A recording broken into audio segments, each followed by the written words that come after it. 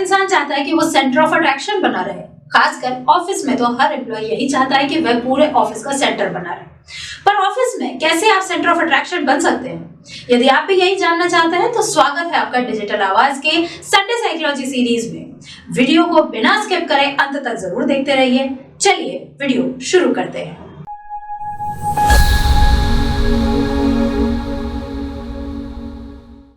सबसे पहला तरीका है प्रामाणिक बनो। प्रामाणिकता किसी के व्यक्तित्व का वह गुण है जिसके आधार पर एक व्यक्ति अन्य व्यक्ति पर विश्वास कर सकता है। अगर किसी व्यक्ति के जीवन में प्रामाणिकता का अभाव होगा तो ना तो वो किसी व्यक्ति को आकर्षित कर पाएगा और जो व्यक्ति अभी उसके संपर्क में है उन्हें भी ज्यादा अधिक समय तक अपने साथ बांधे नहीं रख पाएगा।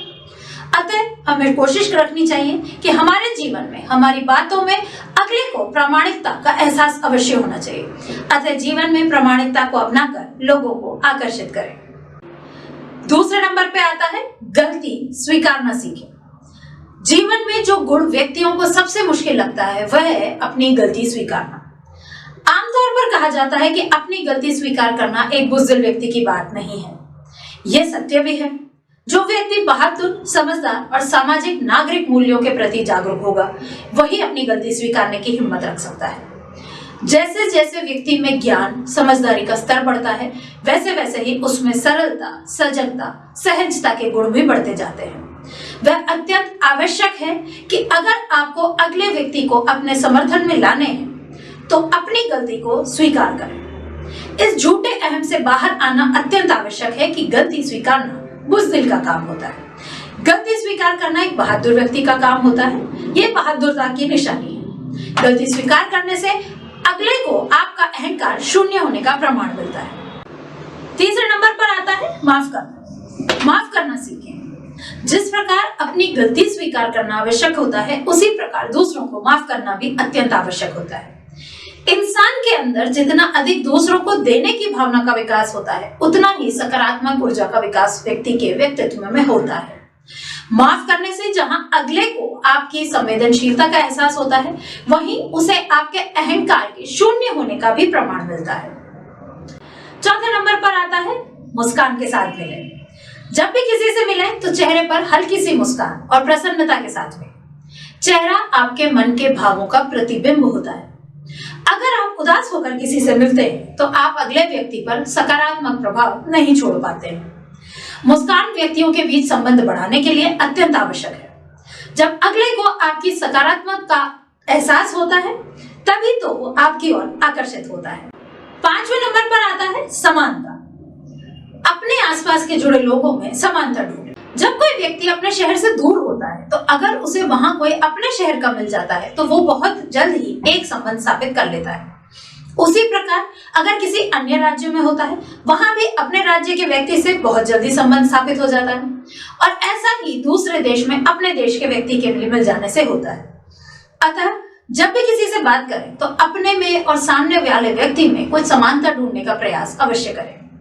अगर सामने वाले व्यक्ति में समानता का आधार बनाकर बात करने का प्रयास करेंगे तो वह आपके प्रति बहुत जल्द और एक प्रगाढ़ संबंध के साथ आकर्षित होगा।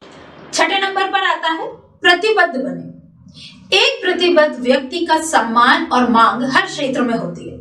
अगर आप अपनी बात पर दृढ़ हैं और अपने कर्तव्यों को प्राथमिकता देते हैं, उन्हें समय और सही से पूरा करते हैं तो लोग खुद ही आपकी ओर आकर्षित होते हैं। अतः अपने वादों और कर्तव्यों के प्रति प्रतिबद्ध बने।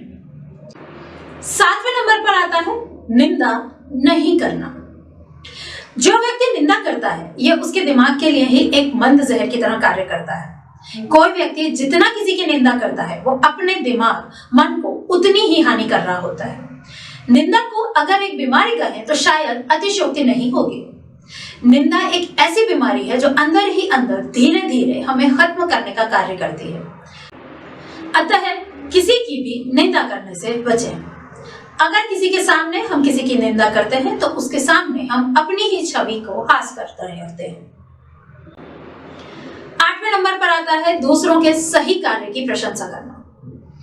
अगर कोई व्यक्ति समाज हित में या किसी क्षेत्र में भी कोई सकारात्मक कार्य कर रहा है, उसके द्वारा किए गए कार्य समाज कानून की नजर में वैध है, साथ ही समाज हित में भी है, तो ऐसे व्यक्तियों व्यक्तियों की प्रशंसा अवश्य कीजिए। जब आप किसी की प्रशंसा कर रहे होते हैं तो वो एक तो ये दर्शाता है कि आपके व्यक्तित्व में नेतृत्व की भावना है, दूसरा ये आपके विश्लेषण क्षमता को भी इंगित करता है, तीसरा ये इंगित करता है कि आप में कुछ नया स्वीकार करने की हिम्मत है, जिससे अगला व्यक्ति आपकी ओर आकर्षित होता है।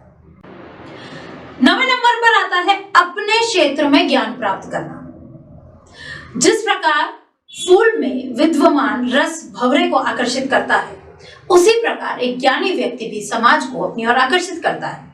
अतः आप जिस भी क्षेत्र में कार्य करते हैं, उसी क्षेत्र में निरंतर ज्ञान प्राप्त करते रहें। अगर आप अपने क्षेत्र में अच्छा ज्ञान रखेंगे तो खुद ही लोग आपकी ओर आकर्षित होंगे। इसी तरह की साइकोलॉजी से जुड़े फैक्ट्स जानने के लिए चैनल को सब्सक्राइब जरूर करें। डिजिटल आवाज, खबर कुछ हटके।